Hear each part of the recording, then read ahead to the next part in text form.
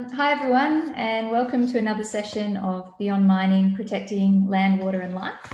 My name's Kim. I'll be facilitating this session tonight. I'm a settler living on unceded Wurrung Wurrung country, or the land of the Wurrung language group, the land under Bunjil the Creator, the Eagle and Wa the Crow in so-called Melbourne.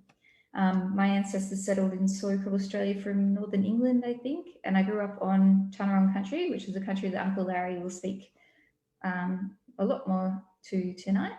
I'm an activist and organiser that works on climate and social justice issues and campaigns to protect the forest, or as it's actually called, the bush. We also have Nick and Anissa online tonight helping us with tech. I don't know if you can give us a quick wave. If you can, guys, give us a wave. So, if there's anything people need, reach out in the chat. First of all, I want to acknowledge that we're hosting this meeting tonight on unceded Wurrung country in Melbourne.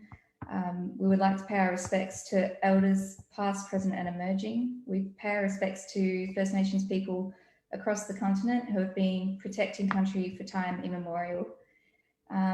We pay our respects to our amazing First Nations speakers tonight, and also any First Nations people tuned in here now with us on Zoom or on Facebook Live later. We acknowledge all the First Nations activists today who are fighting for country and culture despite ongoing colonialism. And we also pay respect to Indigenous people around the world, many of whom who have joined us this week during this conference and really are on the front lines of the fight against extractivism and for land, water and life. Quick housekeeping stuff. We've put all the participants on mute because of the size of the meeting. So if you need anything, type in the chat, as I said before. At the end, the Q&A section that would usually be for the participants, we actually are going to allow the participants to have a bit of a chat to each other and ask questions of one another. But if you do have any questions for the chat, chuck them in and we might be able to follow up with resources or something like that after the session. We're going to try and keep the session to the planned 2 hours to respect the time of our speakers. However, if our panelists want to extend the conversation, we will let that run because this is a core issue to justice on this continent. And yeah, we want to give it as much space as we need. That said, we could dig into these topics for weeks on end, so we will try and keep to time, and I'll sort of flag how long each section is supposed to be. And so everyone's aware, this session is being recorded and streamed on Facebook Live, just so everybody's across that. We're really lucky to be joined by some amazing panelists tonight.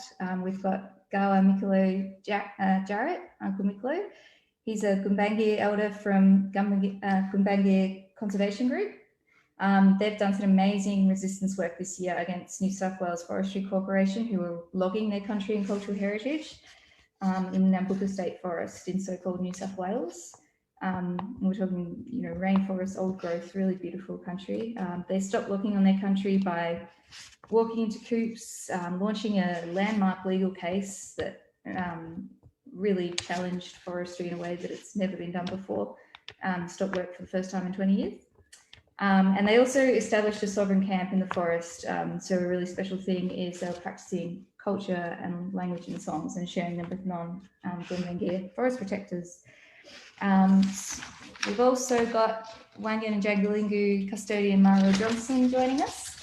Mauro has been fighting Adani for a very long time now. The W&J have been opposing this mine for nearly a decade, using a range of different tactics, taking things to court here, calling out internationally, challenging companies and contractors. And Mauro has been really instrumental in that as an organiser and a spokesperson, an amazing voice for the protection of her country. This year, the W&J gave Adani an eviction notice and told the company they had no authority on their country, and they re-established a sovereign camp. We're also joined by Uncle Larry Walsh, a Taunarong elder who stands up to defend the bush from clearfell logging on his country in so-called Victoria. Larry was a signatory to a letter that was signed along with sovereign people from the Taunarong, Wurundjeri and Gunai nations, where logging is still destroying incredible bush.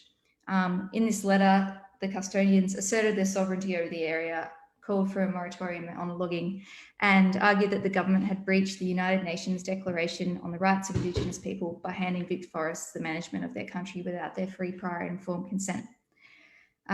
We also welcome Gunai Gadichmara and Djab Wurrung custodian Lydia Thorpe, who has been a staunch grassroots advocate and activist for country and First Nations people for her whole life, and who has also recently been elected as the first Indigenous senator to represent Victoria.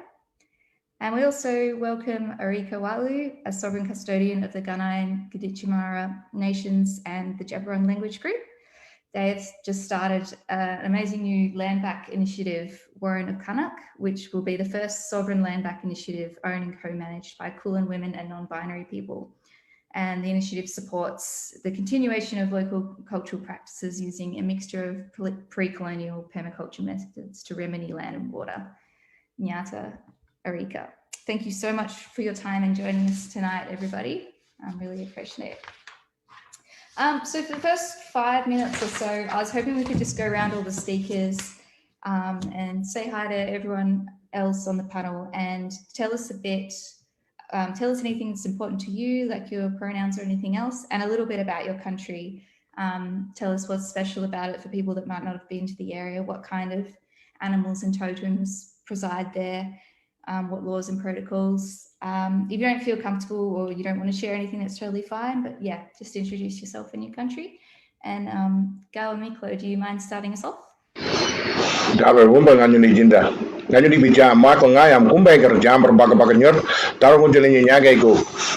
My name is Michael. I'm a Gumbaynggirr man from Nembak Heads. It's good to see you all. I'm Gumbaynggirr. The land is Gumbaynggirr also. The great ancestral spirit give us the land in the dream time. Every part of the earth is sacred. We are a part of the earth and the earth is a part of us. I'm a Gumbaynggirr man. I grew up on the Nembaka Heads Aboriginal Mission when fluent Gumbaynggirr speakers were alive. They did not teach me the language. I went back in 1997 to learn the language. I find that learning the language got me in contact with my land and gave me power to speak on behalf of my land. My country goes from Nembaka Heads in the south to Grafton in the north on the mid-north coast of Australia on the east coast and out to Guyra, 6,000 square kilometres. Our totem is the gargle, which is the ocean. The girimaring is a little microbat, is the men's totem, and the nian is the women's totem. Our Gumbaynggirr philosophy is that we keep life going, and we also make it better. And the way we do this is respect the autonomy of every little living thing and everything on the planet and not threaten the existence of anything. My country was devastated last year by the bushfires. The koalas are in danger of being extinct. And these guys are coming back and chopping down the only sanctuary that these koalas have got. That's insane. So Gumbaynggirr people, along with one of my nieces who are here with me today, I can see, Sandy, has formed the Gumbaynggirr Conservation Group, and we stood fast in the Nembaka State Forest and fought against them, and we stopped them. And they're coming back, and we're going to fight them again. Thank you. Thank you. Maro, would you like to introduce yourself next? Hello, my name is Marwa. I'm Wurdi Yudi Kaba, so I'm a part of the Wurdi speaking people. Can you hear me? Oh, okay. Sorry, I'll turn myself up a bit. Can you hear me now? Excellent. I'm a part of the Wurdi speaking people. We're the Wurdi dialect of the broader Birragubba Nation. Birragubba Nation, is pretty much between Townsville down to Rockhampton, out west to the Drummond Range, and everything coastal along that way as well. I come from the south central southern dialect, out towards Claremont Way, and then also have close ties with Kungaloo, people of central Queensland as well, crossing over into the traditional land there at Treesa Creek. My great-grandmother, she was a Kungaloo woman, and my great-grandfather's a Wurdi man. in our marriage system, and where my family clan group come from. Kungli women come north over Treaser Creek and marry Wirdi men, and then our Wirdi women from there go east and have close connection to sea country, just off of the coast of Mackay there. My birthright is to all of Wirdi country, but unfortunately we live in a context of native title and whatnot. So at the moment, I am a part of a native. My people are a part of a native title claim that's essentially claiming not very much of our land, but the joint claim to the west of us, Jagalingou country, is pretty much encompasses the entire Galilee Basin, which is one of the largest untapped coal reserves in the world, and of course proposed to be opened up by Adani, but not only Adani, Waratah, which is owned by Clive Palmer, and a whole bunch of other mega mines who are lining up to come through there as well. Core Birragubba country, core Wirdi country, is actually where the Bowen Basin is, and that's already been ravaged by coal mining for decades now. And so growing up on my country, there was no other reality other than coal mines being in your backyard and driving past one every day, and the whole industry in the area pushing that narrative that is sort of the only thing that we can depend on, and the only industries that our people should go into or be supported to go into, and kind of just that place being also very racist. I can recall in my childhood, I think it made very clear to me that they go hand in hand with each other, racism and extractivism and the destruction of Aboriginal land. That's quite foundational, and of course everyone here knows that, but just to reiterate, that's kind of the context that I come from. Our law is the native bee, and it is the native bee nest in my country that we're actually also fighting to protect, as well as our water. So Kamu or Kamu is water. The great water spirit. We come from Mundagata, the rainbow serpent, and that's our dreaming. And we believe that the essence of our being is actually in the water, and it is our life force. That's me. Thank you. Thanks, Marawa. Lydia, do you want to introduce yourself and talk a bit about Gunai and Gunditjmara country? Oh, certainly.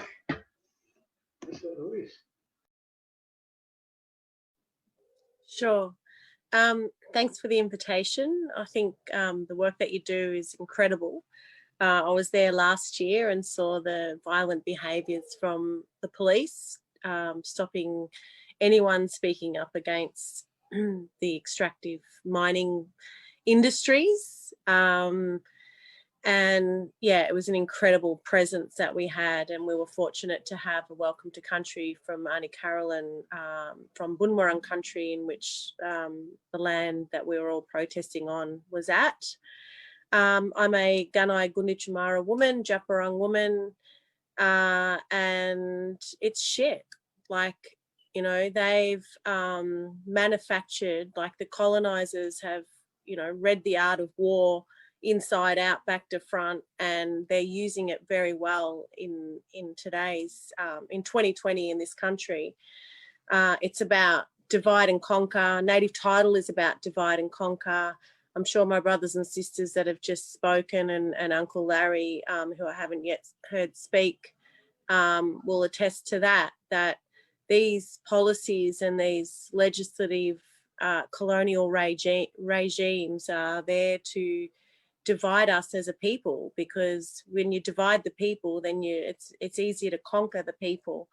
And native title is a very good mechanism to be able to do that. It makes us fight against each other. It makes us fight against one line down a particular piece of land, which we've never really done. I mean, we, you know, tribally, traditionally there were disputes, but not how the oppressors are doing it today. And they've worked out a very good strategy to divide us, find out who will help the government, who will help the mining companies, who can be sold off easy, because at the end of the day, we're poor, hungry and dying in our own country at the rate that's, incredibly a human rights violation, and they know that. So I feel that the pressure's on more than ever in our life, even more so than 1770 and 1788. I feel that there's so many forces coming at us. One is colonisation, one is government oppressive legislative processes, but also one is more of a conservative corporate style of blackfellow business, which when it's your own mob, it hurts more and it's more difficult. Like when we know who our enemy is, which is quite clear, it's the colonisers and it's the government. But when you're trying to work with corporations who are signing off on some dodgy deals, and it's not all of them, but there are certainly some of them that are signing off on dodgy deals and not getting free, prior and informed consent from our peoples. We see that with the Djab Wurrung trees, and Djab Wurrung trees, for those that don't know, that's a construct of the cultural heritage legislation in Victoria, which we opposed about 15 years ago. We knew then what was going to happen today, and we just sit back and go, oh yeah, we knew that was going to happen, because we know how our people operate. And whilst we're being smashed in the southern states and lost a bit of language and have been almost obliterated by colonisation, we still maintain a very strong connection to our country and our language and our song and our dance. And I think that's a true testament to our strength as people of our country. But the corporation structure is very dangerous. And Djab Wurrung trees, we just saw one of our ancestor trees be cut down the day that Dan Andrews, his freaking big donut day where he had a scotch. It was a happy moment for a lot of Victorians, but it was also a devastating moment for Djab Wurrung people, including my family. And to see the Premier sitting back having a scotch in celebration was an absolute insult. And we're still affected by that.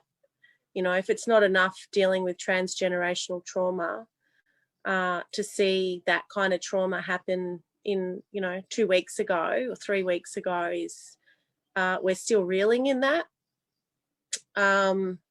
And then back on Gunai country in Gippsland, Southeast Coast, we've never consented to any logging on that country. It's the corporations that consented. They're lying to us. There's illegal logging happening there, and their totems becoming extinct or on the world extinction list. And who cares? Let's just talk about a treaty and let's all feel good about that.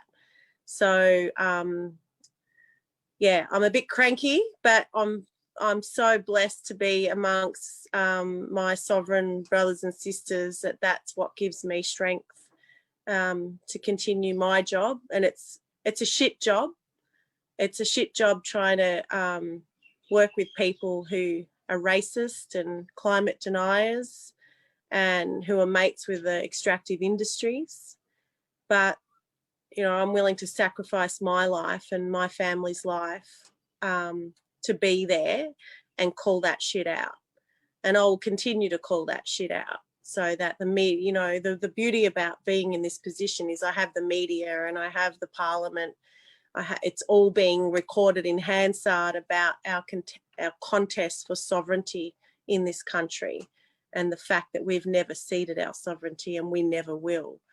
And that's something that this country has to deal with at some point in time. And it's not just about extractive industries and IMARC, it's about allies walking with us to make sure that that this country accepts that we are the sovereign people of these lands. Absolutely. Thanks, Lydia. And you are so staunch and uncompromising in the new position you're in, and that's fantastic. And we're going to talk about sovereignty. You've all each asserted your sovereignty in different ways, and we do have a lot of space too to talk about native title and corporations. I'm just going to throw to Uncle Larry first, and then we'll hear from Marika as well. Uncle Larry, do you want to tell us a bit about Tanarong country?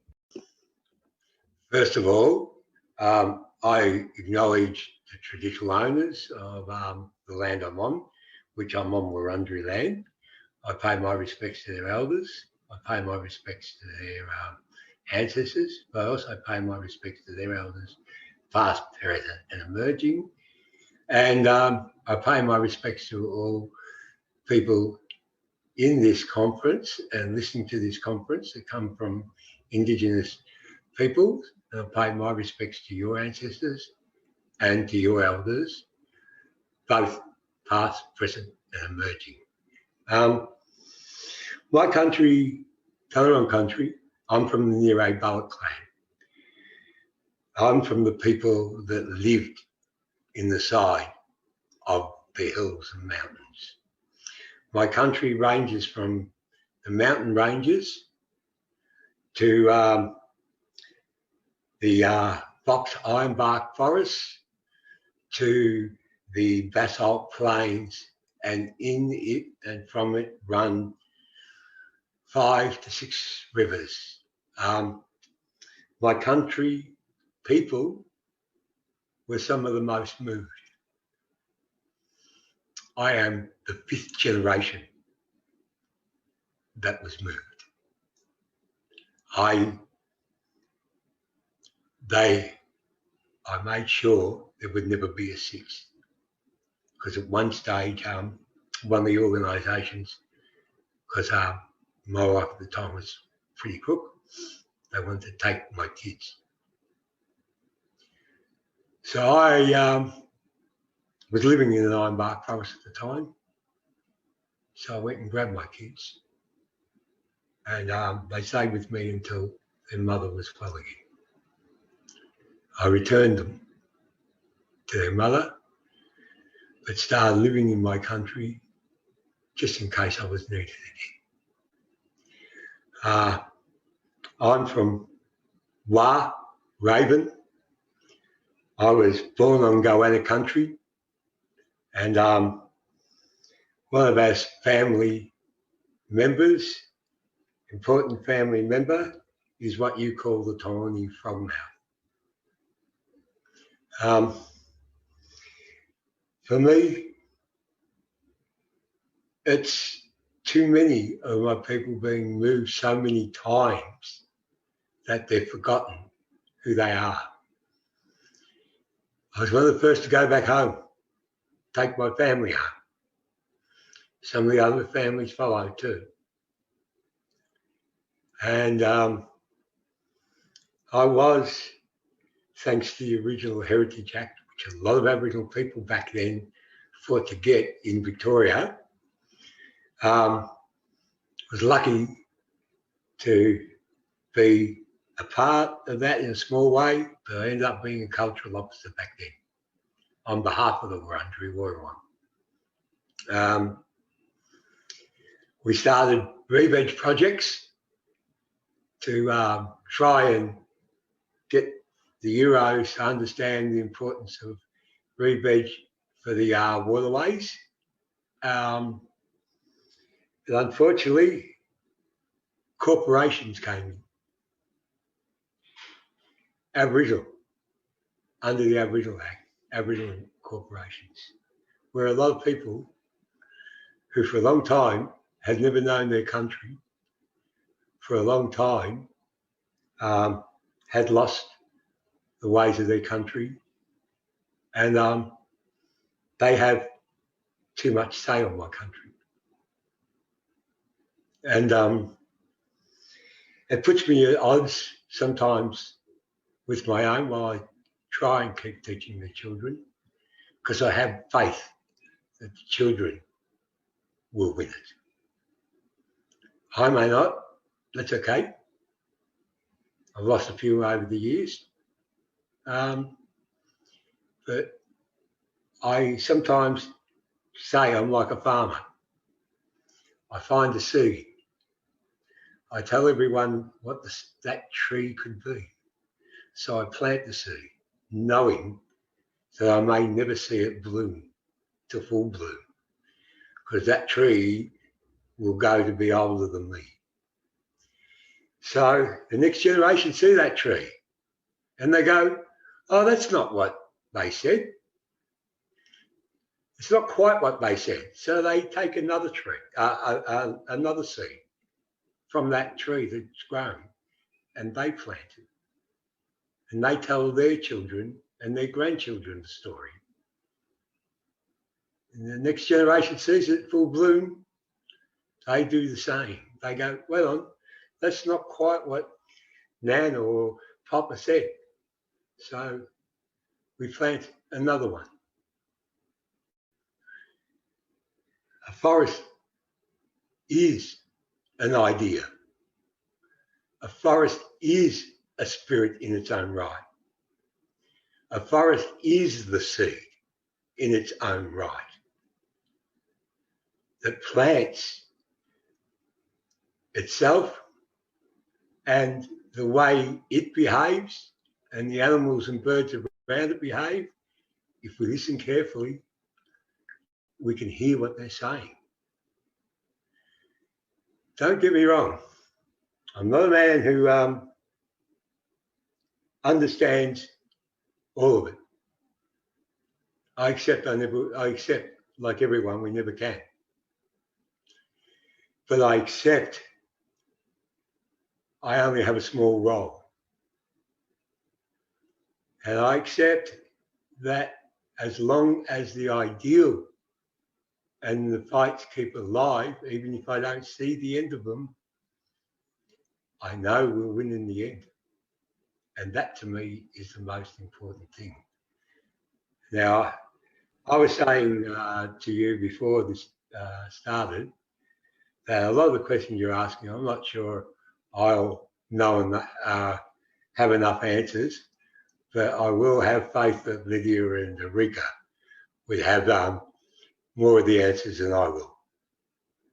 And that's got me. plenty of the answers too, Uncle Larry. Thanks for sharing.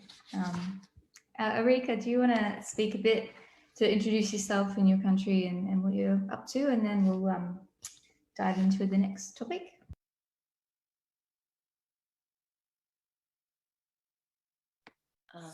Nyatamwa, ma Arika Walu, ma Kulin, ma Djab Wurrung, Djab Wurrung, Peak Kira Wurrung,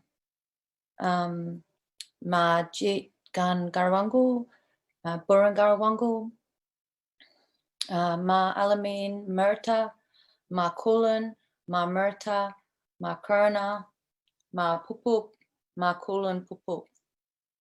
Hello, I'm Arika Walu.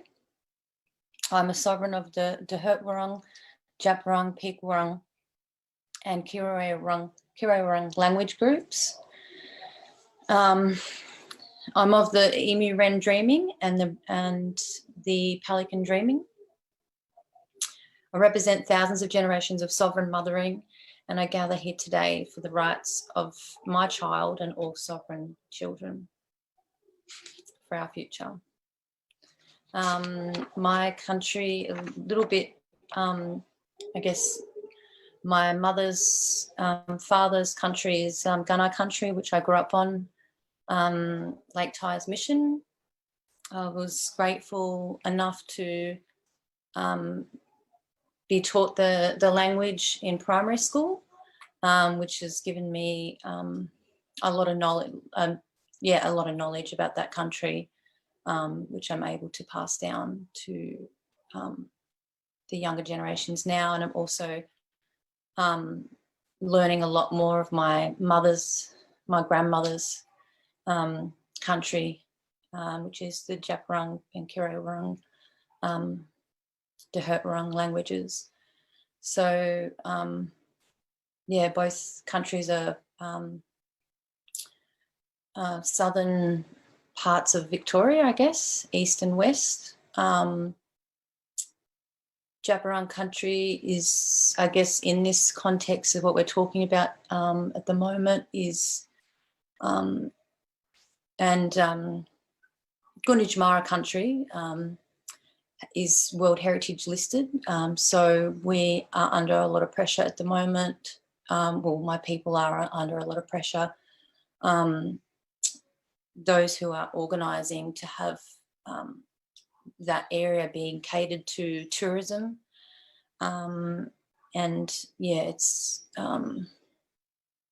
it's lava country. So a lot of our stories are that we have of that country are go back to the eruption of the volcanoes in that area, and and also how we use the kulor, which is the lava stone, to create our fish nets and our fisheries and our houses, which is our warrens. Yeah, so I guess particularly that area is under threat, also from I guess pressures of not just the mining industry but also the tourism as well. So yeah, so I think Djab Wurrung country, I just wanted to acknowledge that Gary word, which is used to be an old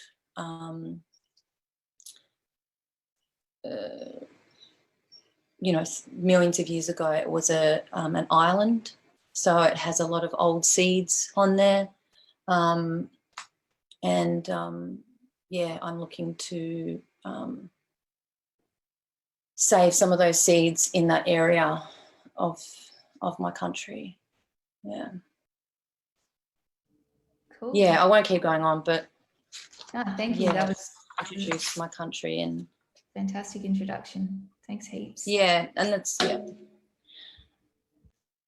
So what we're going to do now is we're going to have about 20 minutes to talk about some of the stuff that was mentioned before around native title and corporations and especially the Victorian Cultural Heritage Act, especially in light of Djab Wurrung. But first, you've all asserted your sovereignty over your country in different ways.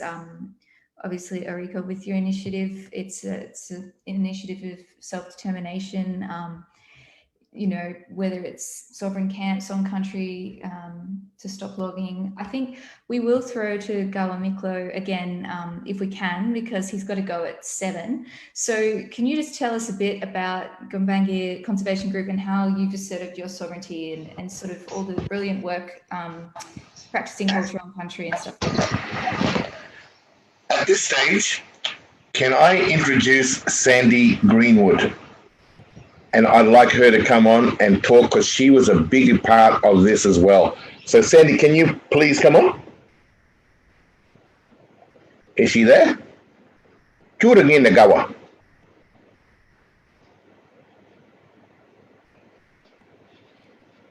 Sandy. Oh, Here she Gawa. goes. Yeah, Daro Wumba. Guinea, sorry, Gawa. Can everyone hear me? Breaking up a bit, but keep trying. Okay. My name is Sandy. I'm Uncle Miklo's niece. And Uncle Miklo and I have worked together, all this year to protect country. And we, I think it was a part of a movement where First Nations people were, starting to assert our sovereignty and starting to take action. And very organically, we had a beautiful allyship. A lot of beautiful allies in this area helped us, stop the forestry trucks and we went to court. We did a lot of different things. We did some pretty big things in a short amount of time. And from that, the Gumbaynggirr Conservation Group was formed. And we're here and we work together, blackfellas and environmentalists, to protect country. We're still going to court currently. We've got a big legal case still happening. And yeah, Gawa, our beautiful Gawas, which is our uncles in Gumbangir, guide us, and they've been there from the start, you know, protecting us and giving us so much cultural wisdom. And, you know, when your uncles tell you that there's sacred sites all through the Nambucca State Forest, you don't just sit at home. You know, so that's what we're doing. And they're going back again in January. And so we're just going to continue the fight. But yeah, we're really proud of the Gumbanga Conservation Group because it's just, you know, yeah, as I said before, it's white fellas and black fellas working together, and some pretty magical things can happen from that. So I think that's all I got to say. Thank you for listening, everyone. And I'm just, yeah, glued to the screen. I feel honored to be a part of such amazing sovereign people. And I'm guided by you, all you fellas, and I'm just so thankful that we're here and we're doing this. So thank you. Thanks, Sandy. It's so good to have you on. Thank you, Sandy. You know, the Gumbanga people did not give up their land. You know, the Gumbanga people fought for their land, and our people died for our land. And we had no say when the cedar getters come up the Nambucca River to destroy our beautiful rainforests. The Gumbanga people had no say in what went on. You know, the sacred trees, you know, our carved trees, our sacred border rings, and all our sacred land and ceremonial places were destroyed, and we had no say. We had no say. They rounded all the Gumbanga people up and put us onto reserves. They grabbed other people from off their lands, the Dungati people from the south, the Bunjalung people, and they put them all in one area. They made missions. You know, we had no say in what went on. But now, you know, I think we have to get away from this. They are the authority and they tell us what to do.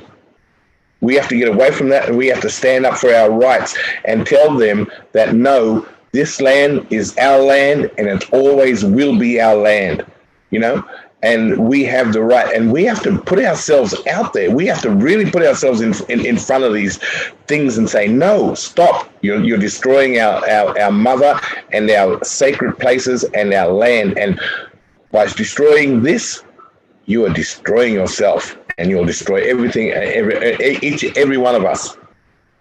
So we will be fighting. When they come back in January, we will be there, you know. And the more Gumbanga people come together, the stronger we will be. If there's hundreds of us, then the media will stand up and say, "Wow, look what's going on here," you know. And other people come. The more people there, the better. Thanks, Uncle Miklo. That's awesome. Lydia also has to go at 7, so we're just going to change up the structure a little bit. Uncle Larry, Erika, and Mara, let me know in the chat if that's not going to work for you. But I might just direct a couple of questions to Lydia next. Lydia, you've asserted your sovereignty over your different countries in multiple ways. You've stood in the way to protect Wangan Gorge on Gunai country. You're obviously participating in Parliament, all sorts of activism, and Djab Wurrung as well. So I guess I'm going to ask some more specific questions soon, but what are some ways in the past that you've asserted your sovereignty, and what are some ways that sovereignty can be asserted in such a rigged system that's always geared towards the colonial system?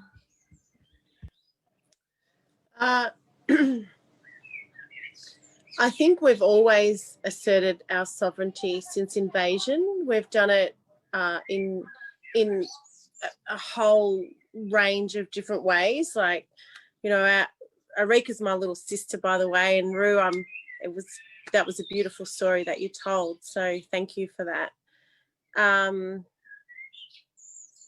I think that, you know, like our grandmother or our grandmothers, they survived extermination. So there are 7 clans left of the Gunditjmara out of over 70. Now, you think about that. A clan is massive. A blackfella family clan is massive. And they wiped out over, 63 other clans, and only 7 survived. And we are survivors. We are descendants of those survivors, of those matriarchs, particularly, who survived massacre. And that's an assertion of sovereignty, maintaining our survival, maintaining our presence, maintaining our connection, our culture, our language. Decolonizing is an assertion of sovereignty. And it's standing up and asserting that sovereignty on your country. It's important that it happens on your country. You can't assert sovereignty on somebody else's country. And when I fought that now fight, I had no idea about greenies. I had no idea about the Greens. I had no idea about running a campaign.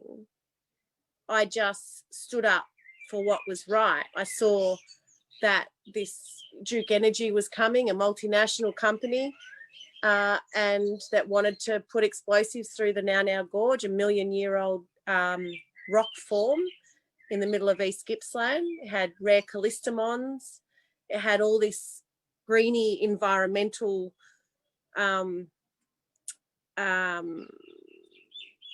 it's something that they cared about. But I'm like, yeah, that's good, but I need to find out what the story is to this place. And so I went to my old people, which is also an assertion of sovereignty, because it's still practicing our old law, it's still practicing our old culture. And I didn't do anything until I spoke to my old people out at Lake Tyers and matriarchs. And they said to me, under no circumstances should anything touch that gorge. It will create a catastrophe, pretty much. And I can't share the story because I don't have permission to do that. And I told Duke Energy that too. But it's the only bend in the pipe from Longford to Sydney, because we fought, and we fought the only way we knew how to, and that was to put up the Aboriginal flag, tie a dog to it, have a campfire behind it, and say, you can't come through. This is our land. You're not destroying it. And that's all we did. That's all we did. Although there were areas where we had to fight our own mob who signed off on the deal, which wasn't very nice, because when you do that, you cop it from your own mob and community.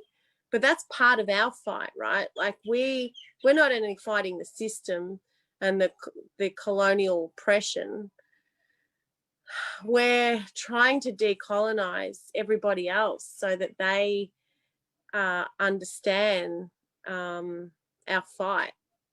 So sovereignty is something that the Australian government say that they have, and that's been quite a fun time in my short time in Parliament, when they talk about economic sovereignty and this sovereignty and that sovereignty as Australians. I'm like, fuck, like, really? Let's talk about sovereignty.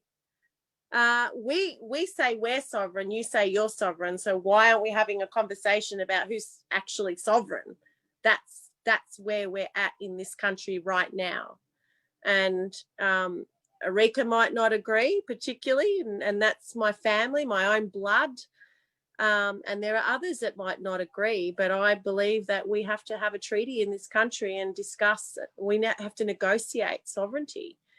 We are only 3% of the population, and the fight is getting harder. Like, you got 20,000 kids in out-of-home care across the country. You got 441 deaths in custody. You got incarceration rates skyrocketing out of control, and women particularly 400% up on Aboriginal women being incarcerated in Victoria alone. And then you got, how many children are locked up of ours. Then the destruction of country, And it's like, which priority do you wake up to that next day? And, you know, we're fighting the fight here to get some kids back home or get someone out of prison, or fight for, you know, raise fucking money for a death in custody because they don't have no support when someone dies in custody. And then we get the Djab Wurrung tree cut down. So it's like, which way do you go? Which priority do you have? And we are only 3%. So we're getting few and fewer. And that's why allies are so important in this fight. But it has to be first people, sovereign people leading that fight, not a politician. The sovereigns that you have here and other sovereigns I know you're all connected to. And whatever message I need to take into that place, then I will do that. But I'm guided by the grassroots. And that's where my heart is. That's how I've been raised. And I'll never part from that. But if we don't, you know, it's like Greenies talk about climate emergency. Well, yeah, it's a climate emergency, but it's also equally sovereigns, first people of this land's emergency.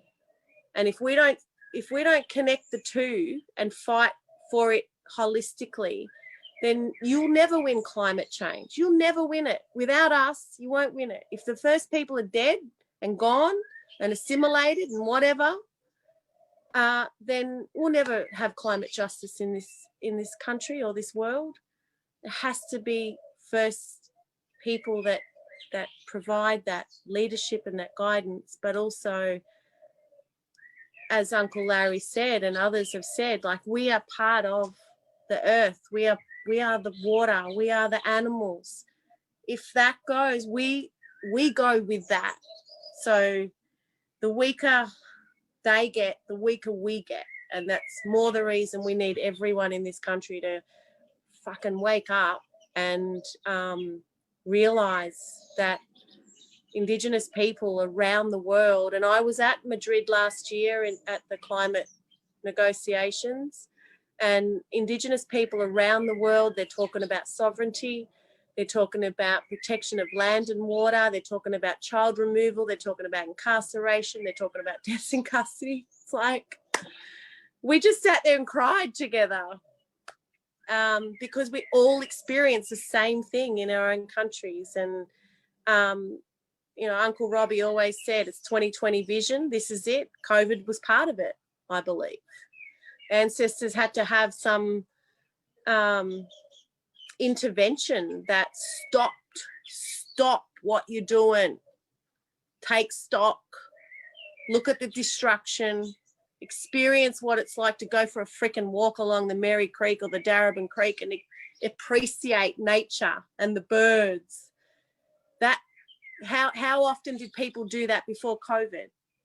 So I'm, you know, I might be a bit mad, but I believe it's a bit of a divine intervention with Trump and the other friggin' far right extremist leaders we have around the country.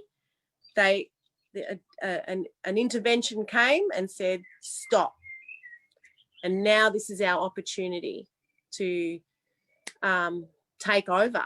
We've got the people on the ground. We just got to get everybody to walk with us. And, you know, there's 76 friggin' Commonwealth countries around the world, all got treaties with the first people, except for this one.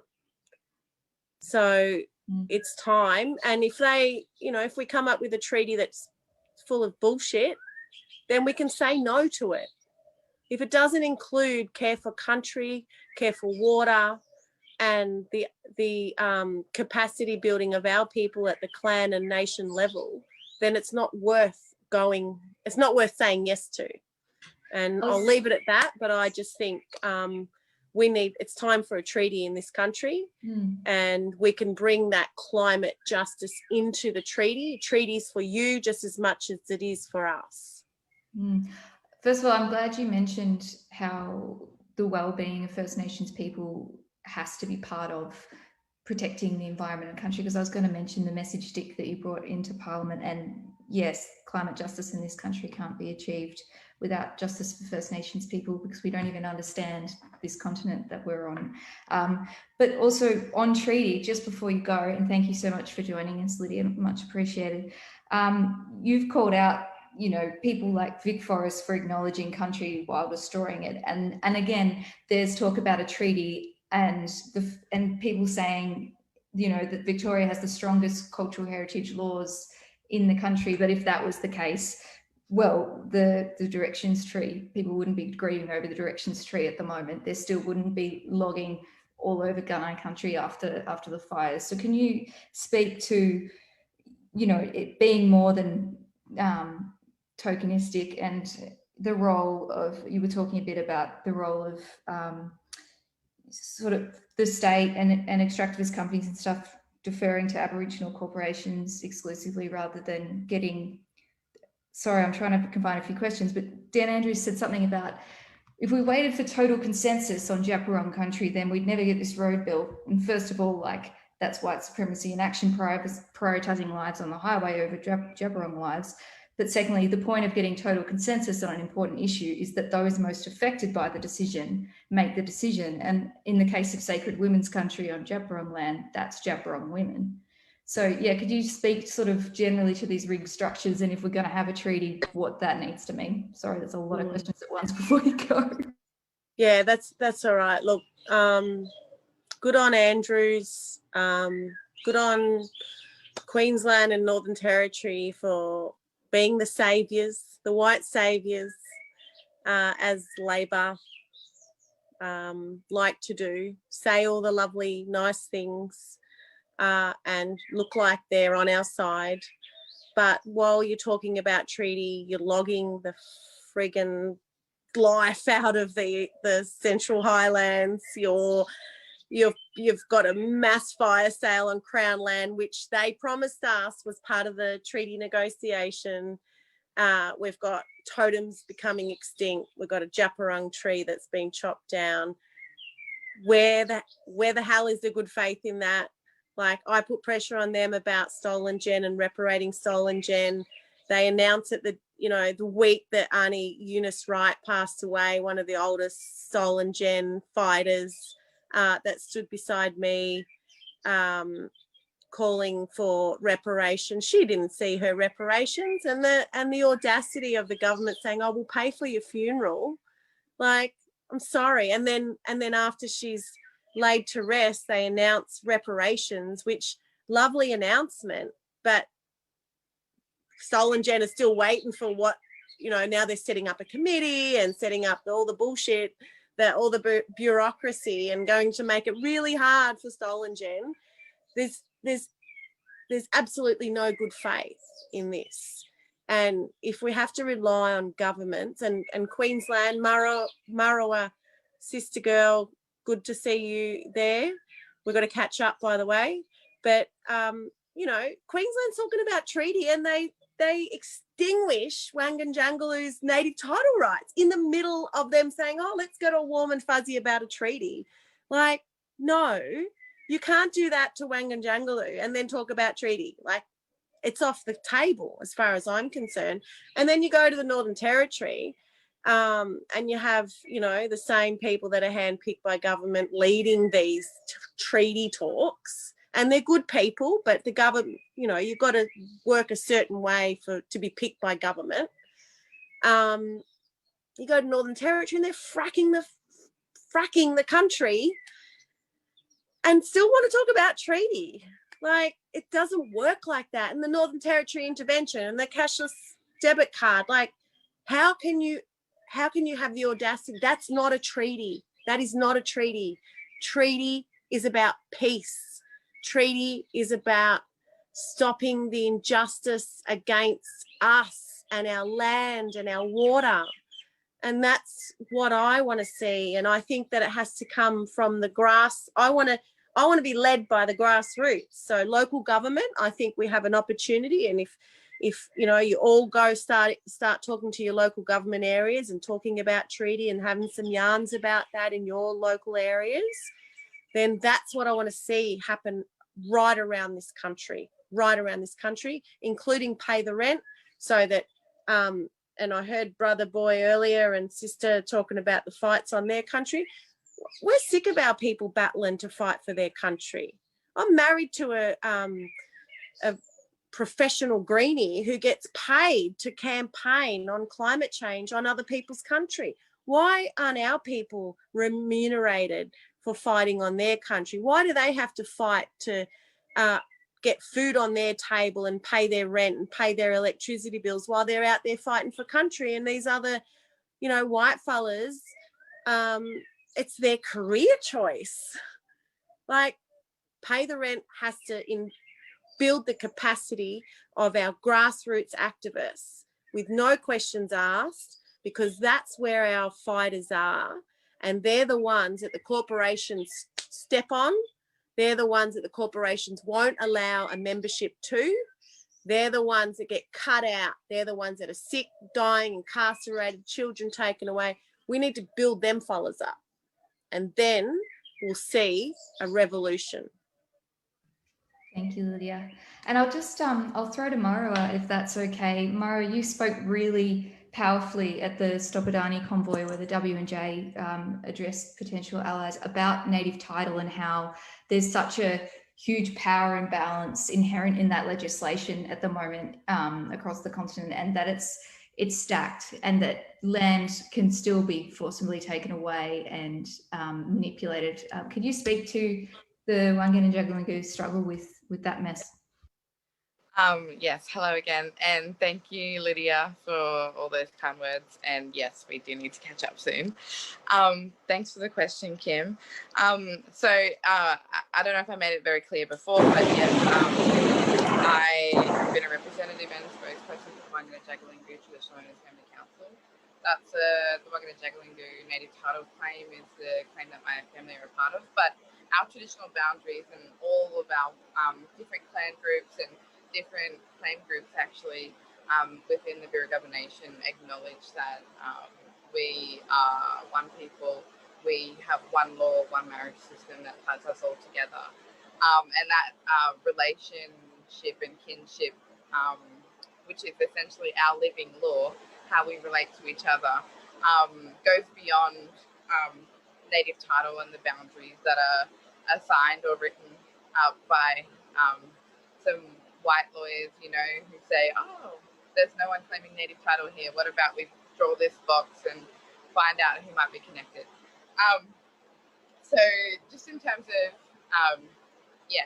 how I express my sovereignty, I think every day, or not try and make it a daily practice, but where it is a way of being.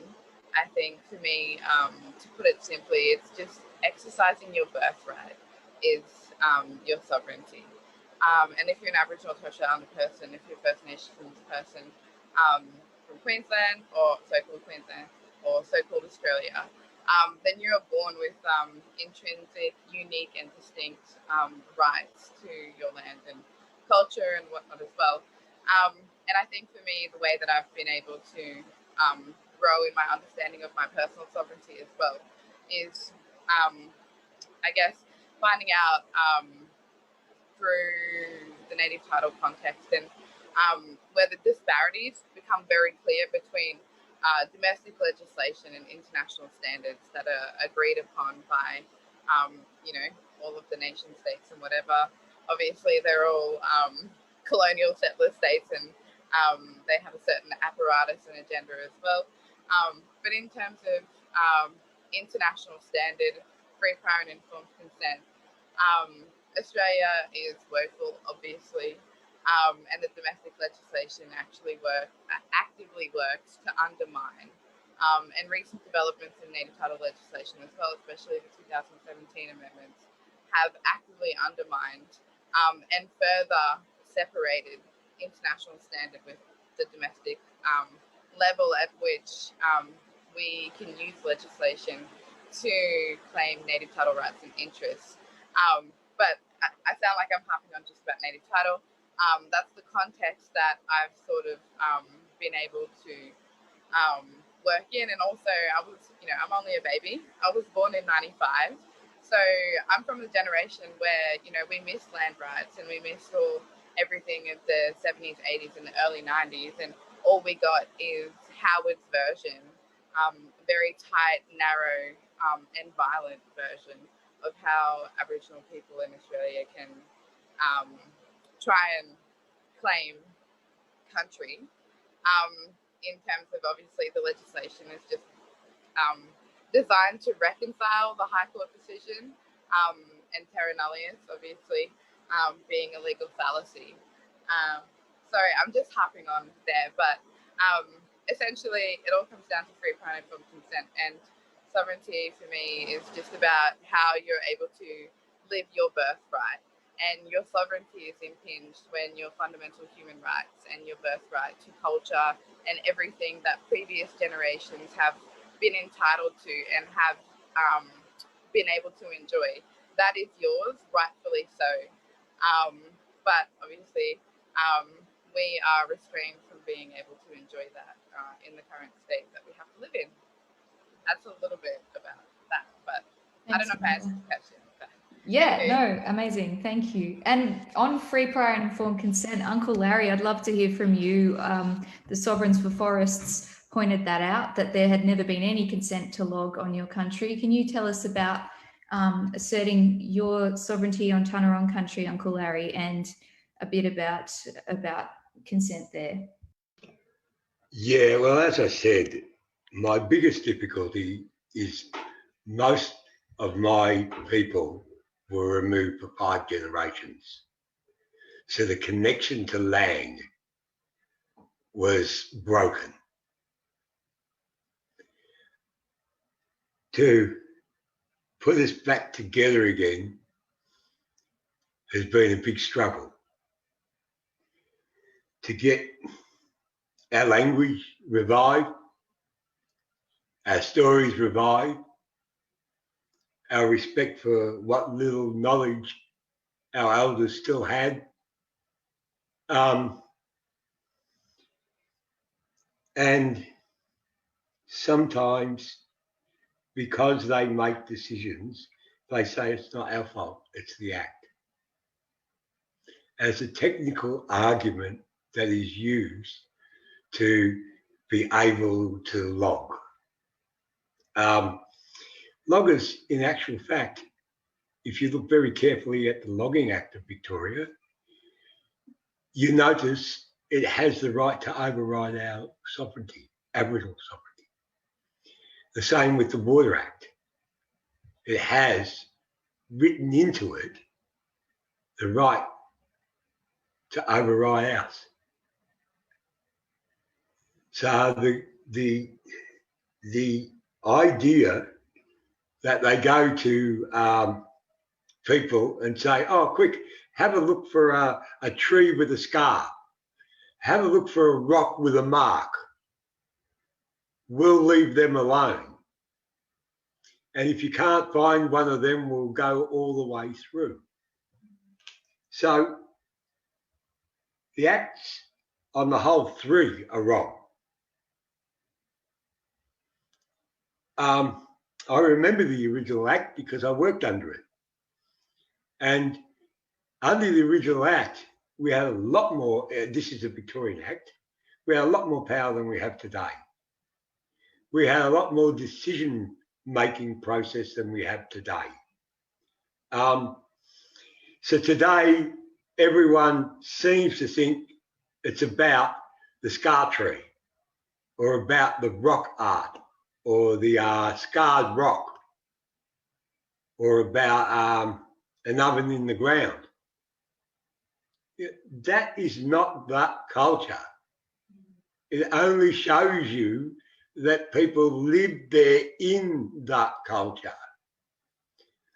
The culture was who they were related to, the things, the birds. You know, we have 9 ancestral beings. They were 7 of them were the nephews of our creators. So all of a sudden, they're at risk because they're not important, because they don't have scars that you could see with, you know, some of the Aboriginal scars. So it's wrong. I, through my life, have had to force government to change acts because of government lies. In this state, me and two cousins who have passed away were some of the ones to raise deaths in custody. I had a baby brother die in a cell. I went to help my cousins with their uncle. And we got to Canberra, where other Aboriginal people were gathering because it was so much happening in their state. Not the government, Aboriginal people gathering to tell the government this is wrong. But I always acknowledge the role of that great singer, Archie Roach, in it. Because without Archie's song, most people wouldn't have known what was going on. So I always acknowledge that one. Soul and Gens, because of so many of my family were part of it, and so many of them were hurting, and even I hurt. I have mental and emotional scars from it. I have physical scars from it. And they used to say that we must be exaggerating the truth. And then we're able to expose that there was a law that made us criminal, that forced us to be as children. I mean, what bank did I rob at the age of 2 to get a criminal record? So, fought to change that. We fought to get the stolen generations heard. We fought to change the act that kept holding every kid back from being, because they had a criminal record. The last couple of years, because of what they're doing to my country, it's not improving my health. The only time I ever was at peace was when I was in forests, living near a riverway or a creek. It was the only time I ever had peace in my life. I'm just resigned 2 government committees because I don't feel I can take money from government while I want to fight them. Because people are blaming my tribe, and it's not my tribe, it's the act. And a couple of people that are exploiting the act. I can't unite my people when they're still learning, and so they have doubts about things, and you try and explain to them quietly, and they hear these people dragging their names through the mud. And so it scares them too. Because they're not that confident in their knowledge.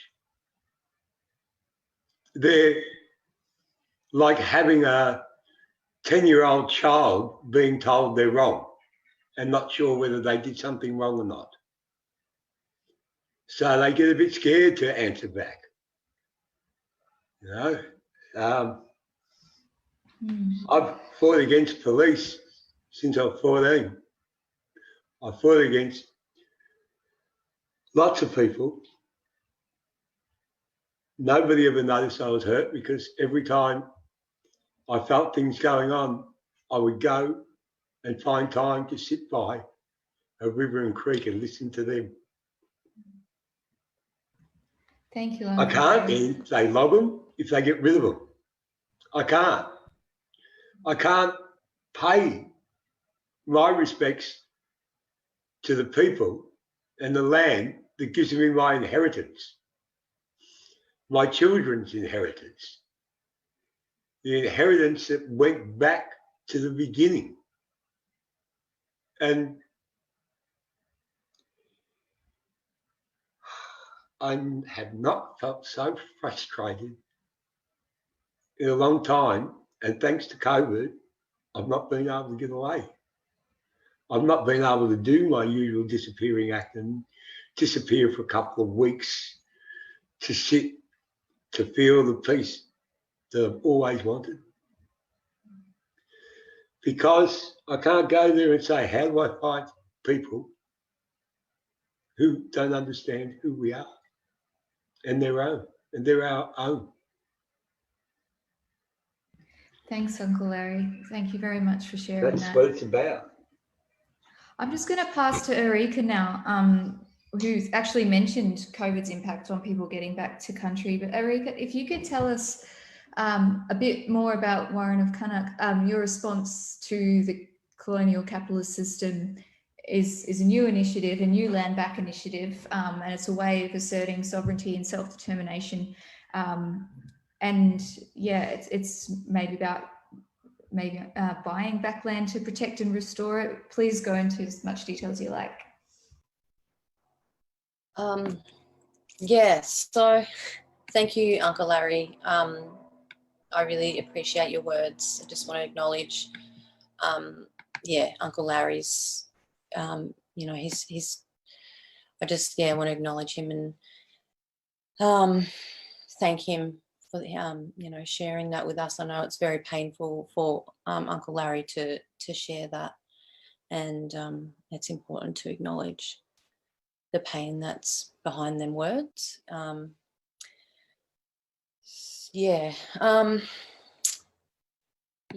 think what I'm trying to do at the moment, it's not really new. I guess in this formula, it's not really been practiced too much. My mate up in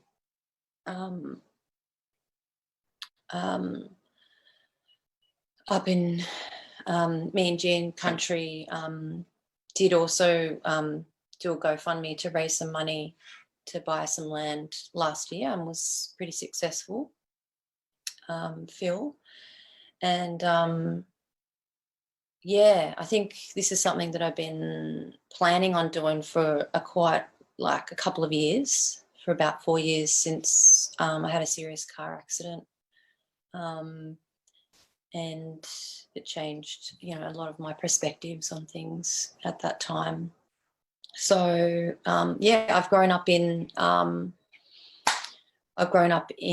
activist family. We've just been born on the front line, no actual choice of anything. I'm pretty sure I've been marching on the streets of Melbourne since birth, and haven't stopped, and all for different reasons and different peoples, supporting peoples all over the country, all over the world. I think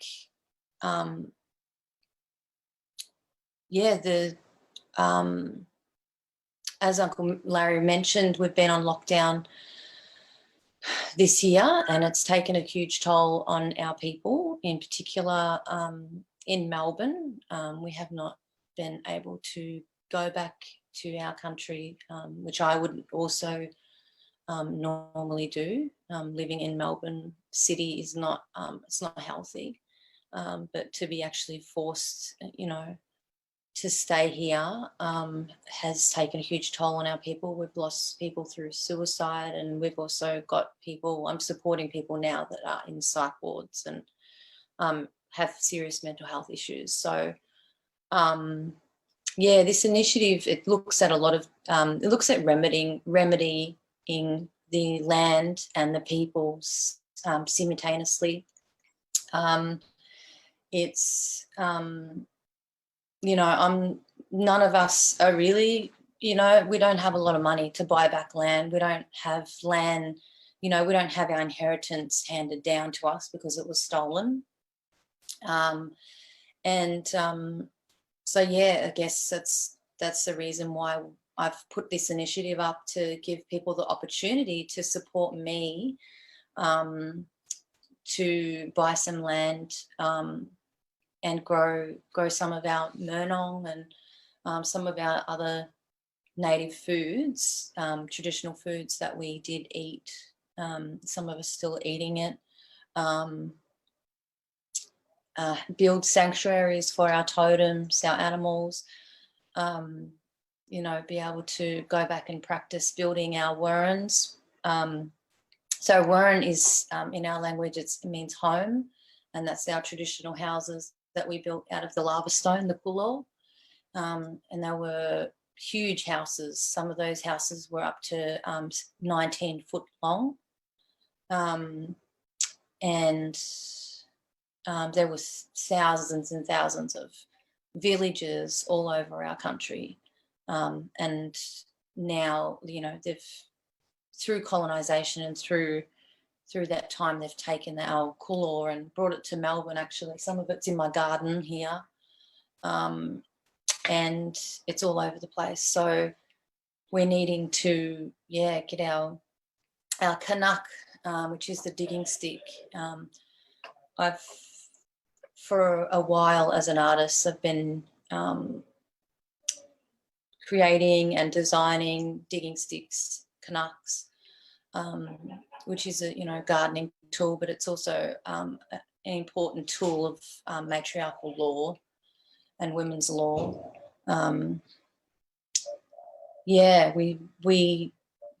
The way that I'm wanting to assert my sovereignty now is to have an actual land base that's,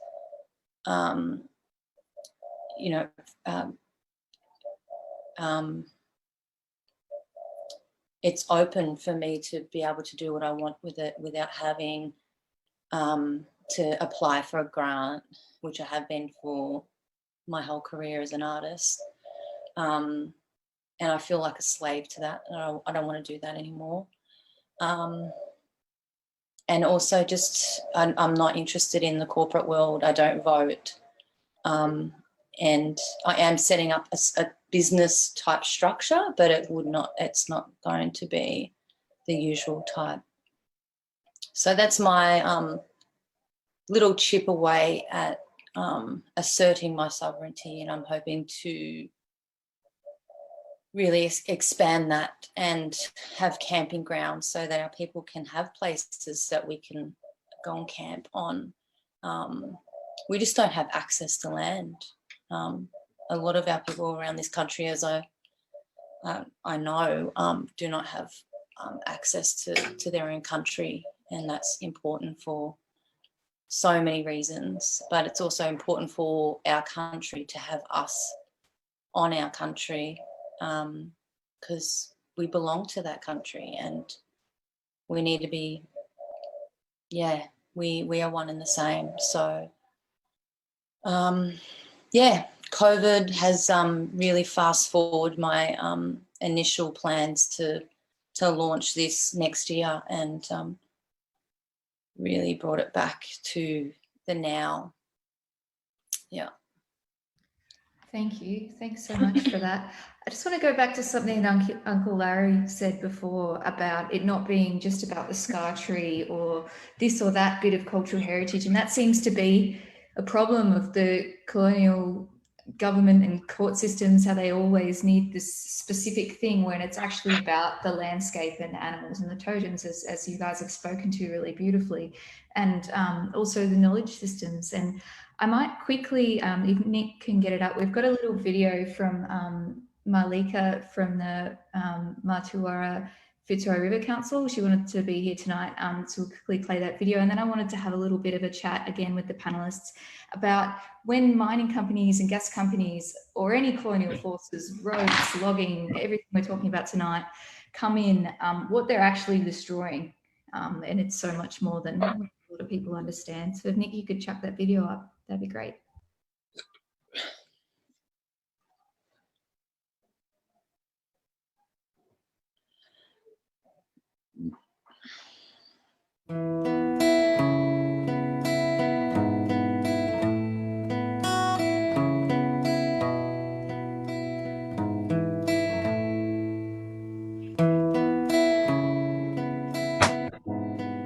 Ajununilawa Malika, Nyayo Yimado Aramanin. My name is Malika, and I am a woman who belongs to the Fitzroy River. This is the river where my mother's people grew up, the Nyigana people. One thing I've learnt from leaving my country is that there seems to be a misunderstanding in regards to Aboriginal law. Some people call it folklore, other people call it Dreamtime stories. But what these are really doing is communicating to the next generation the science, law and values of our people. Up in the hill country, there's a story of Dungaba, which actually represents the fact that there is gas underneath the earth. Over towards Yarra country, there's a story of a one-eyed snake who was actually mutated by uranium. These stories have so much more value to our people than to be classified as folklore. And I really wish that more people understood that there is an error in translation.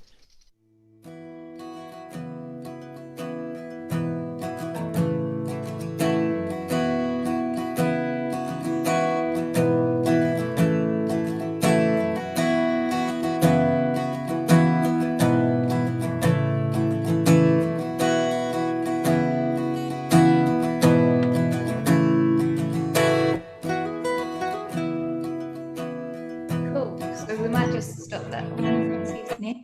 And just to acknowledge, obviously, that there are so many different nations and cultures across this continent, and no law or protocols are the same. But just for a bit of a conversation starter about science and philosophy and law and values that is throughout the landscape and songlines that extractive companies don't get when they just nitpick things. And I'll just go to Uncle Larry to respond first to this.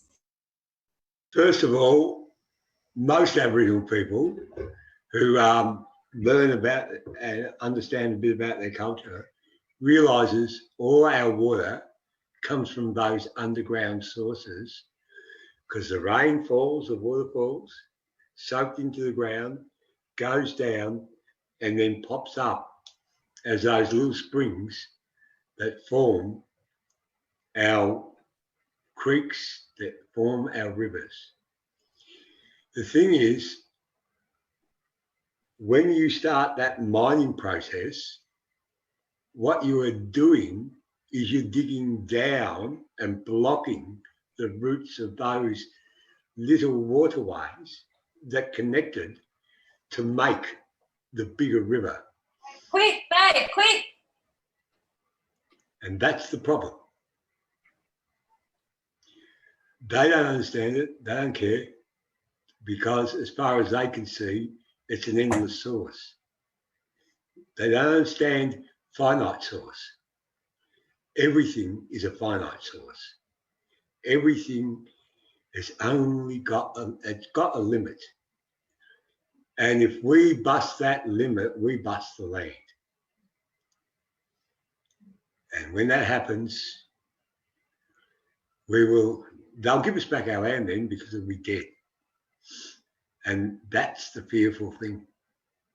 They'll wait until they've utilised every bit of it. And you know, they use their Bible. Have you ever read it? In the old days, they actually left 30%, according to their Bible, to keep growing, and for the poor. Now, you go pick a little blade of grass on their land and they'll bloody put the full force of the law on you. For me, I didn't want to talk too much because there are better people speaking about these things than me. I sometimes compare my knowledge to a child's. I am not as knowledgeable as my country as I could be, because most of the people lost that knowledge. So I dig. I got everyone involved in revival only for it not to work, because they still have the view of it as how some of the white people see it. Entertainment. It's not entertainment. It's about invoking your connection to those ancestral beings. And I don't know. As I say, I'm just a little bit too angry and a little bit too frustrated with everything at the moment. I need probably to go stay somewhere quiet for a while, listen to them, and find a way to get rational again. Because see, my anger means sometimes I don't care how much I get hurt to do what I do. Because I've always said when my time comes to retire, I will. I couldn't care less if everyone forgets me.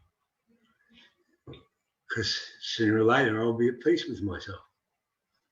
And sooner or later I'll be at peace with the world. I can't be at peace with the world if I've got no water. I can't be at peace in the world if I've got no forest. I can't be at peace with the world if I've got no belief system left.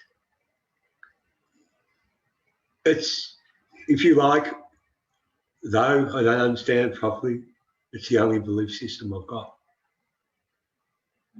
And I don't want to change that belief system. But I don't want it destroyed. So I, my children, their future generations do not get their inheritance and do not learn about country healing them. And I know I can. I know, because it's the only times my mind and my spirit is at peace. I don't want to lose that. It's the only time. Everybody else may have different views. Some people think I'm a good guy. I actually know and always say, but nah, I'm not really. It's why I refuse to be up any ladder, corporate, organisational, street, local community, because a good leader knows at times they've got to stay quiet. A good leader knows at times they shouldn't. They should know when to attack and when not to. Not let their pain or their anger guide them. And my people, if we lose all that, there will be only pain and anger. You know, we always talk about lost people and stolen generations and bringing them home. But in most cases, we haven't got the structures to teach them that, to heal their self. They need to be somewhere where their spirit is from, with the connections they've got to that spirit. It's very hard for me because, as I said, I'm in one of those moods, and I can't shake them. I've never been able to. And sometimes I destroy myself and other things unless I can go and heal.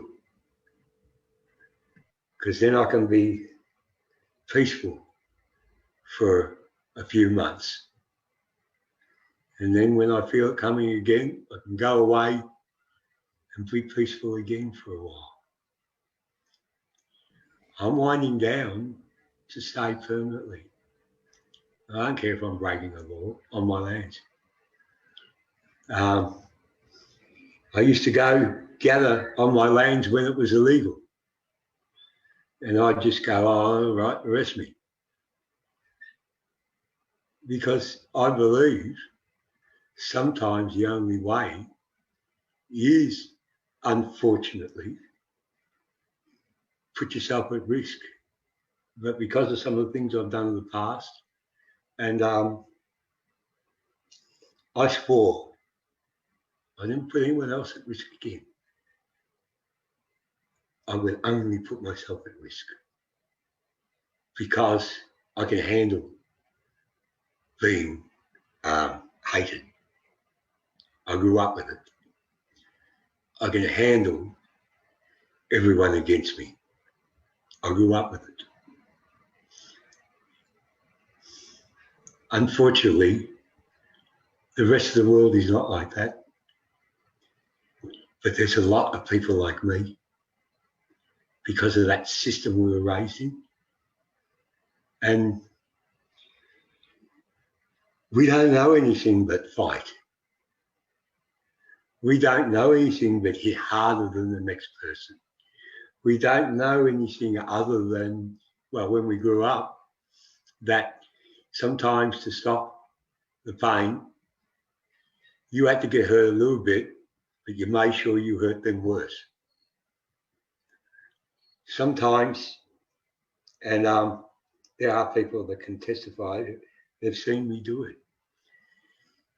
They've seen me in that wild rage instead walk off and start fighting with trees and rocks. Sometimes I've come home covered in blood because of it. Sometimes I've had to go to a doctor to get something healed because of it. But I don't do it that way anymore. I don't hurt myself to stop my pain anymore. I just accept my pain and live with it. And sometimes my pain reminds me of the good there is in the world.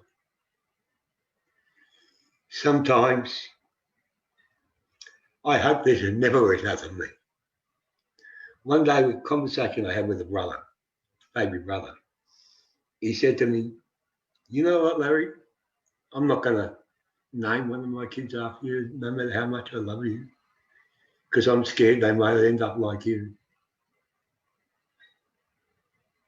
That is why I stand against the distractions, because I'll never get my peace. I'll never get my chance. I once said, I don't know if Lydia will remember it. She once asked me, what do I want from life? I said, Lydia, all I want is peace. But I'm not sure I'll ever get it. I have too many scars. Some are mental, some are emotional, and some are physical. And every day I'm reminded of them, but every day it makes me try and enjoy whatever little life I've got. The other part of it is most people will not understand unless they've been in my boat. It took me until my 20s to actually start to like people. It took me a long time. You know what made me start to like my people? Living in the forest, my forest. I started learning to be calmer, living in my forest, on my lands. I started learning to listen to my land.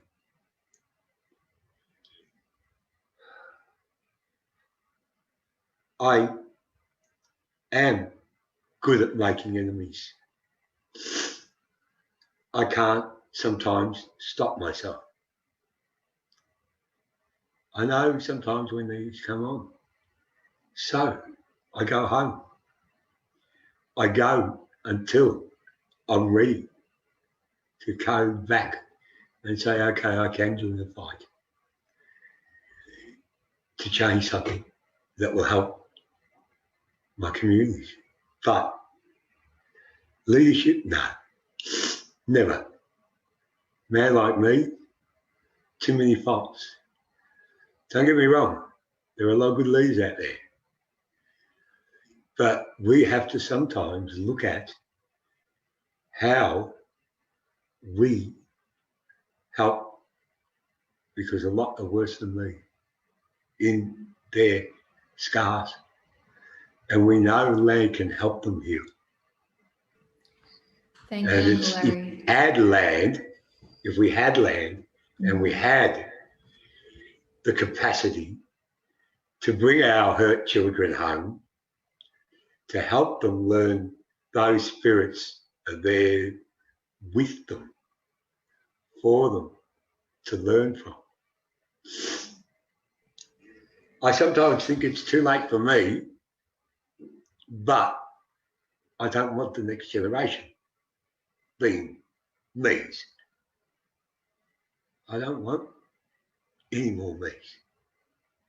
I see too many. Sometimes I point out to some of my friends, we better start seeing that kid. And they go, why? I said, can't you see? He's got an upset spirit.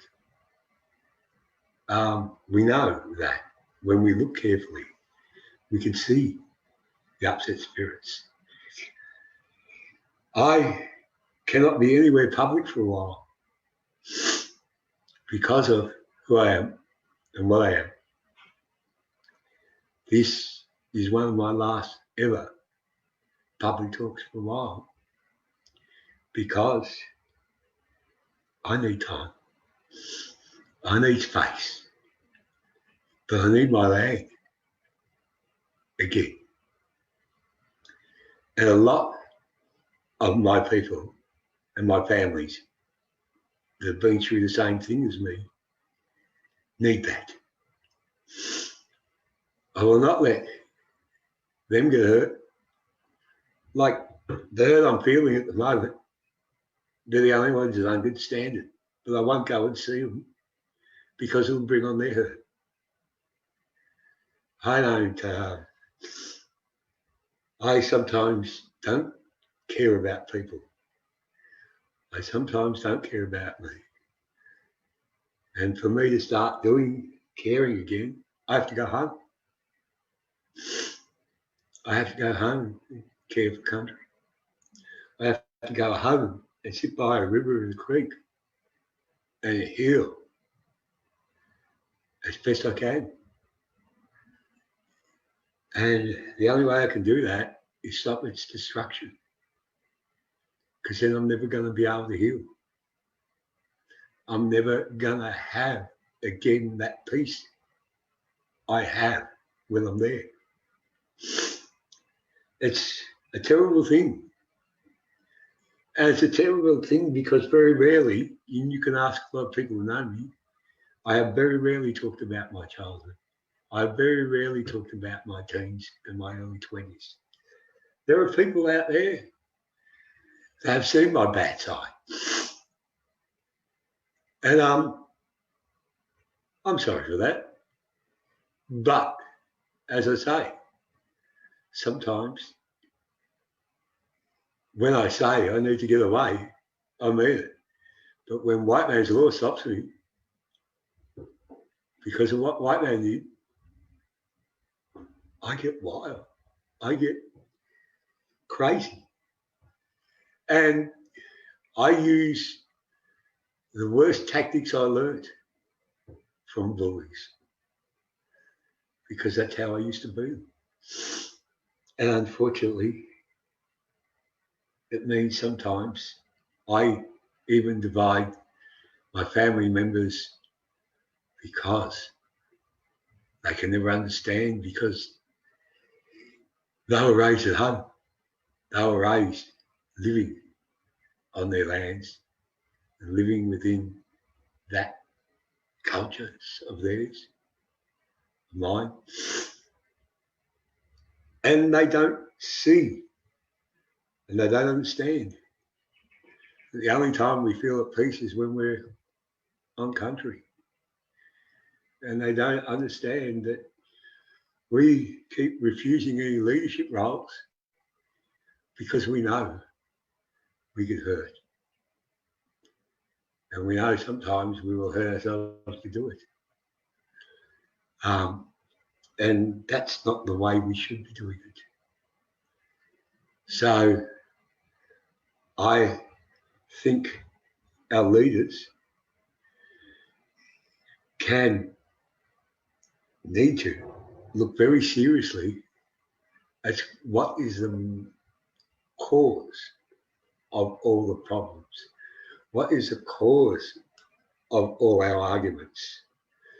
What is the cause of when we start to distrust each other? And a lot of it is spiritual, emotional health. We all talk about mental and emotional well-being, but we forget the other side of the coin, the spiritual well-being. And I get sick and tired of people making these pronouncements of, yeah, I always feel better at home when they agree to logging. Oh yeah, I always feel good when I'm in country when they agree to mining. Because it's a lie. And I try not to lie. And it's hard because you don't want to turn on and you don't want to grab them around the throat and you don't want to create families against families. You want to try and unite them to see this is part of the journey back, and part of that journey back will lead to healing.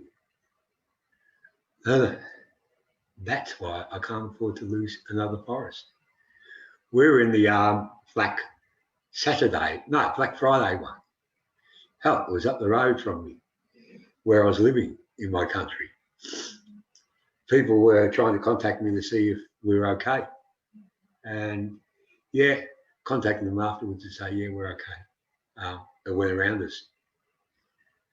We were one of the lucky towns. And as part of the trying to heal after that, I toured some of those towns telling stories and talking to kids to try and stop them being scared of fire.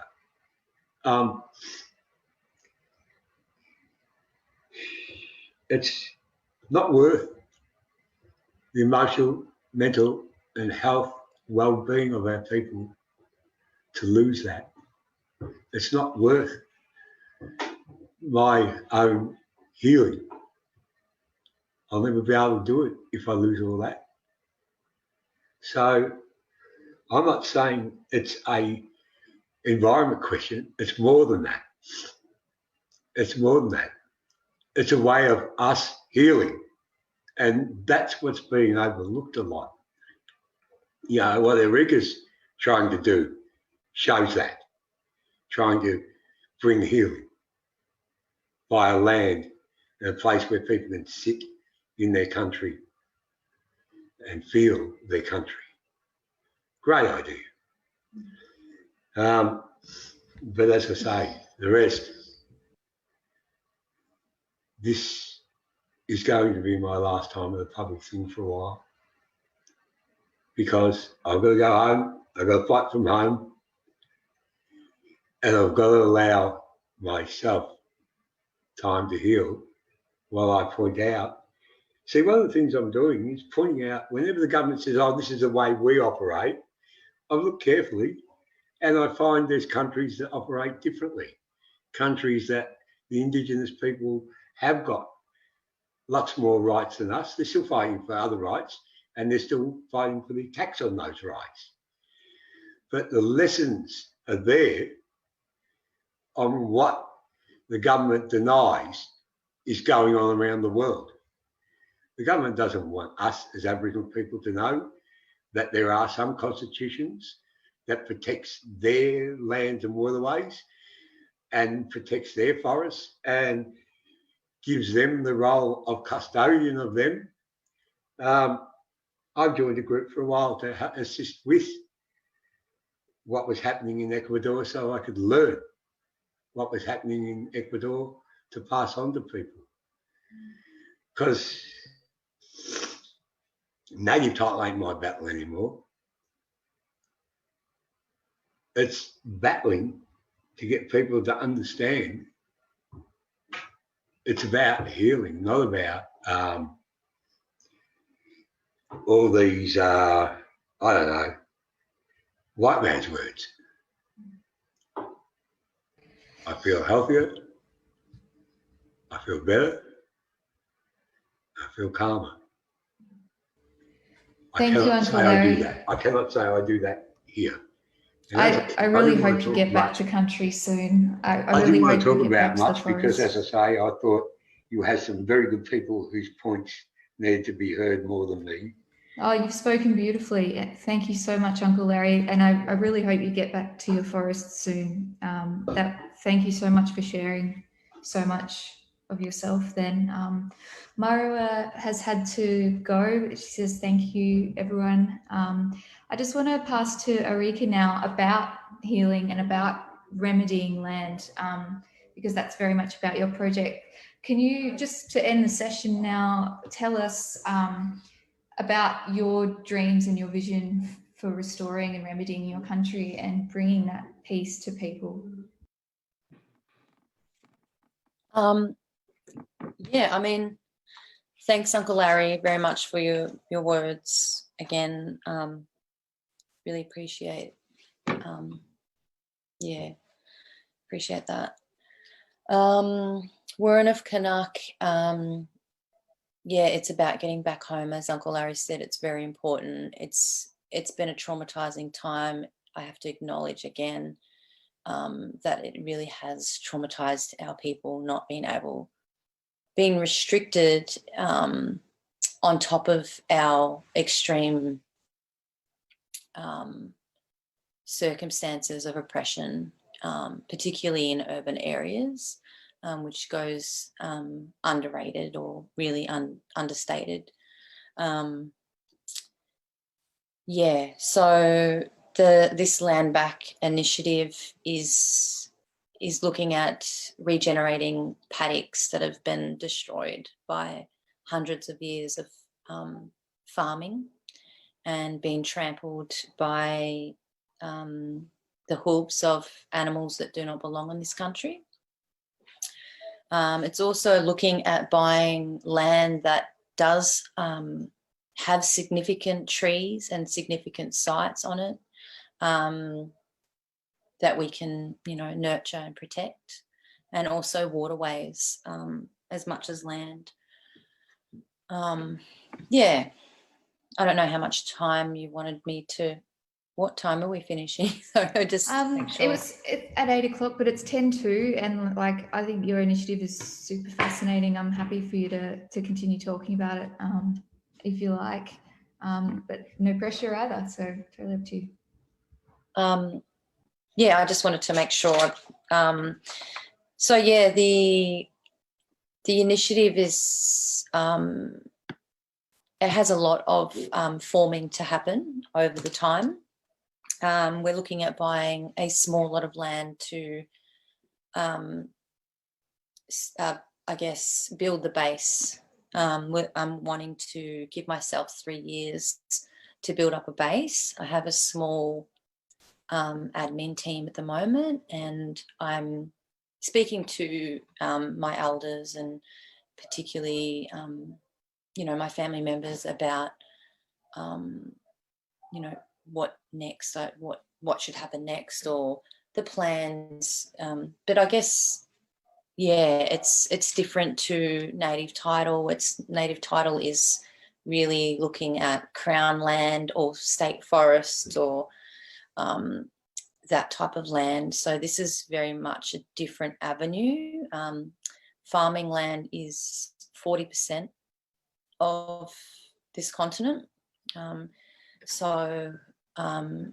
Yeah, I'm wanting to buy back as much as possible in my countries, obviously, to try and build a template that I can then,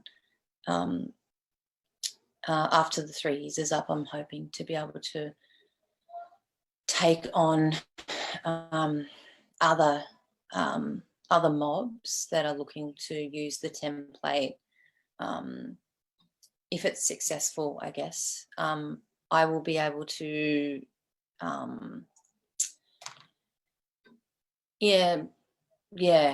I guess I think with this project, personally, I'm going to be able to contribute a large amount of financial finance myself through a compensation claim from breaking my spine a couple of years ago, and I'm really honest about that, just so that people don't, I just like to be transparent about those things, and some people don't like to talk about those things, but I think it's really important for people to know that that's my safety net.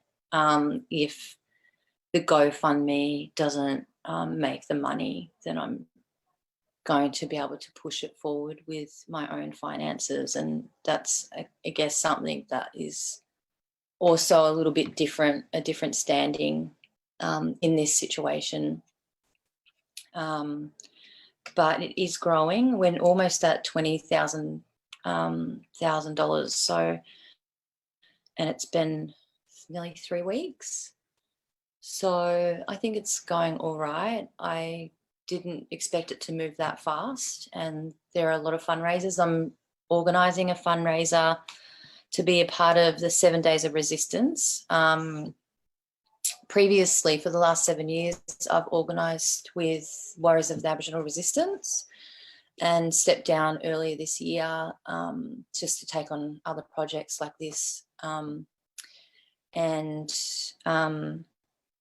I've historically been running banner making events and T-shirt printing events in the lead up to Invasion Day, which is what Warriors of Aboriginal Resistance have tagged 7 Days of Resistance. So yeah, I'm holding a fundraiser potentially on the 24th or the 23rd. I'm not sure. So if you want to keep a lookout for that, hoping to have a land back banner making festival type thing, where people can bring their own materials that they want to paint on, whether it be T-shirts or banners or whatever, and I'll supply the brushes and the paint. I'm just keen to get people, I guess, into next year. I will be looking at holding a few more talks around what this initiative will be and roll it out quite slowly. I'm not looking to spew everything out all at once. Do you have any particular questions that you wanted to? That's fantastic. It sounds super exciting. And I think we put the crowdfunder in the chat before, but we'll also, if you don't mind, can email around your event when you've locked in the dates, so that everyone can chuck in. Some of our speakers have had to jump off, but we've got, we can donate to the W&J, Gumbaynggirr Conservation Group, a brilliant group to support. We'll basically send around different ways you can support the grassroots speakers that have spoken tonight. It's so important. It's not Uncle Larry talking about his country being logged. That's up to us as settlers who are responsible for this to fix. So we need to get involved and, message Blockade Armark, message any of the other co-hosts on this event if you want to get involved in this stuff. If you want to support these initiatives, then we'll try and make sure that the money's going to the right places for these amazing initiatives like Warren of Canuck. It's nearly 8, so we probably want to wrap up. Do you have any last things to say, Erika? Just thank you very much for having us all, on behalf of everybody that's no longer with us, but thank you very much for hosting us and hosting all of the other, important conversations throughout the week. Thank you so much for coming. And I know Uncle Miklo jumped off, but I know we've still got Sandy. No pressure, Sandy, but if you want to say anything before you jump off as well about Gumbaynggirr Conservation Group, you're welcome to, but no pressure.